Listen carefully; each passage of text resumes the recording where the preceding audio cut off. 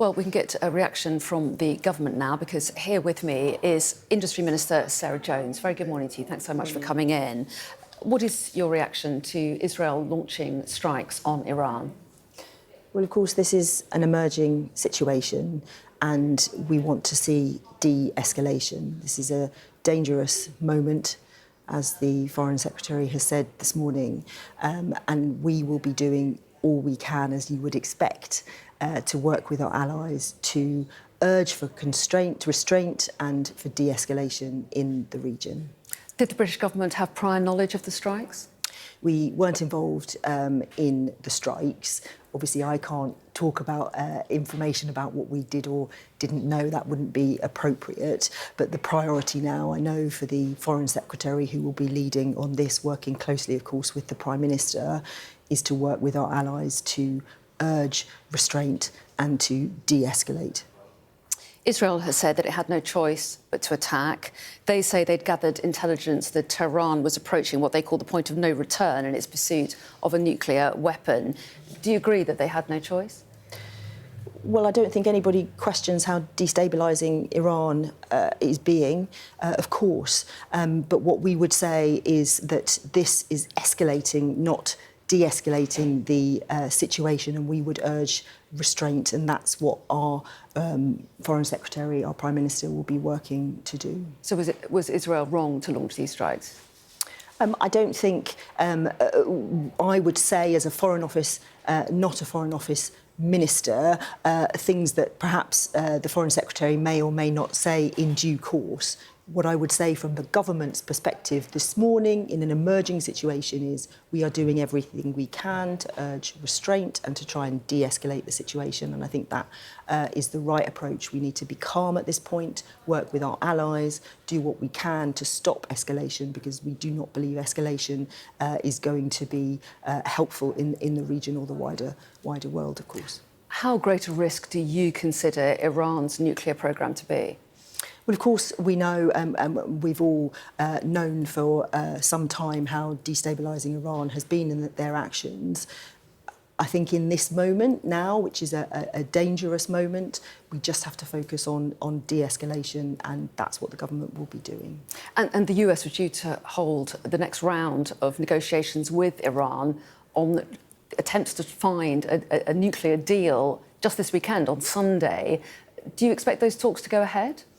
I'm sure the Foreign Secretary will say more on these matters in due course.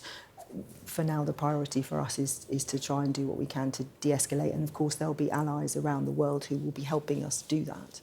And what about British workers, British citizens in the region? Is there any move to pull embassy workers, for example, out of the region? What steps are you taking there? Well, the Foreign Secretary will be making those kinds of decisions as we speak. Of course, he's been dealing with, of course, the absolutely horrific crash in India as well, the Foreign Office in crisis mode, trying to support families there. He will now be looking at this emerging situation and making sure we keep people safe wherever we need to. Of course, that would be a priority for him and the government. And Iran's Supreme Leader has said that Israel must await severe punishment. You talk about the need for de-escalation. So what would your message to Iran be as it considers its response? Well, we want all parties to de-escalate, not escalate. The language that's being used there, you can see how dangerous a moment this is, and this government will be doing what it can. And give us an idea of what that involves. When you say the government will do what it can to de-escalate, what room is there for diplomacy, and what role might the UK play in that? Well, the UK has many allies around the world who will be wanting to do the same, to get that restraint, to get that de-escalation. How that operates, how that works, the Foreign Secretary will say more in due course.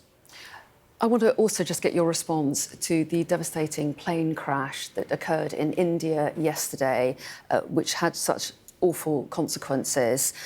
What is the latest you're hearing from India about the crash? So the Prime Minister has offered his condolences to Prime Minister Modi. It's obviously an utterly devastating situation. Many families will be absolutely devastated. I'm an MP in Croydon. We have a large Indian community there, and I know that people are completely distraught. We have sent some air investigators to India to help with the investigation into what happened. The Foreign Office has, of course, a support line that people should ring. We will be there to offer all the support that we can to those families. We need to get to the bottom of what's happened. I don't think anyone is suggesting foul play, but it will take time to establish what went wrong. But of course, so many people have lost loved ones, and our thoughts are with them today. Absolutely. And you mentioned those 4 British investigators on their way out to help authorities there. Give us an idea of other support that might be offered to India at this time.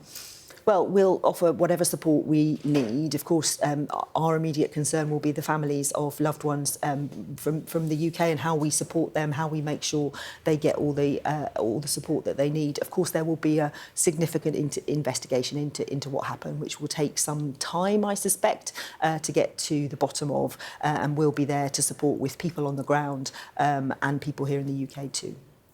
Well, Sarah Jones, another time we will talk about domestic policy, but I hope, as you understand, international events have rather overtaken us this morning. Thanks very much indeed for coming in and giving us your response.